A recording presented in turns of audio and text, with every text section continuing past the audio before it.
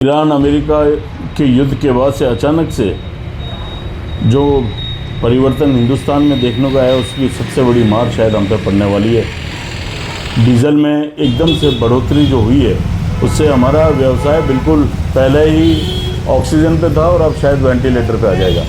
हालात ये हो रहे हैं कि हम हिंदुस्तान की लाइफलाइन है, हर वस्तु को इधर से उधर पहुंचाएं और कम से कम भाव में पहुंचाएं, वो शायद हम लोग कर रहे हैं। कई व्यापारी तो सिर्फ हमारे बाड़ों में कटौती करके ही उस मुनाफे से धंधा कर लेते हैं। आज स्थिति यह है कि जो ट्रेलर वाले हैं, उन्होंने कल मीटिंग करी है, बैंकों को लेटर भेजा है कि हमारी जो किस्तें हैं, क्योंकि इस समय इस हालात के अंदर हम गाड़ियां नहीं चला सकते हैं, इसलिए उनका समय परिवर्तन किया जाए, उनको थोड़ी सी छूट दी जाए। हालात बहुत बुरे हो रहे हैं। पूरे हिंदुस्तान के अंदर 2-2 हज़ार का डीजल मिल रहा है, उससे गाड़ी कैसे चलाएंगे। आज कम से कम दिन भर में 50 टेम्पो वालों के फ़ोन आ गए कि साहब डीजल नहीं मिल रहा है।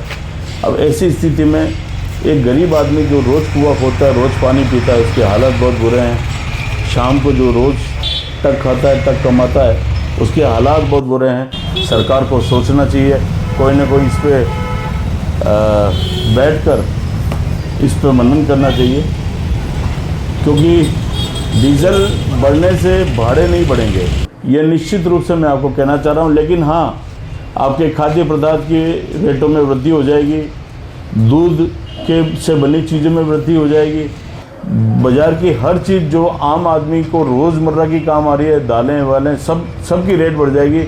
लेकिन हम ट्रांसपोर्टर जो माल को इधर से उधर परिवहन करते हैं, हमारी रेटें नहीं बढ़ेगी।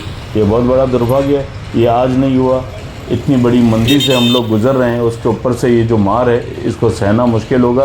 पहले किसान आत्महत्या करा करते थे, और आज मुझे लग रहा है कि कहीं यही हालत थोड़ी लंबी चल गई तो मोटर मालिक आत्महत्या करेगा, उसके घर बार कहीं गिरवी पड़े होंगे बैंकों में, वो नीलाम होंगे, उनके बच्चे दर दर की ठोकरें खाने पे मजबूर हो जाएंगे।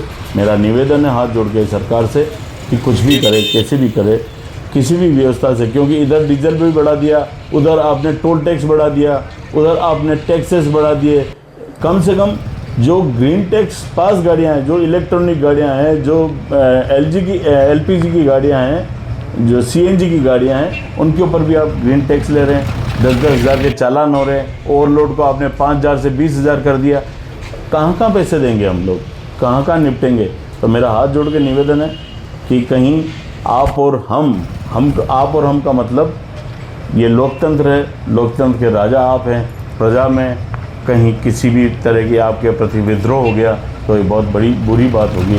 देश के अंदर गृह युद्ध की भी संभावना हो सकती है। इसलिए मेरा निवेदन है आपसे कि कम से कम हम ट्रांसपोर्टरों को कहीं ना कहीं रिलीफ दें।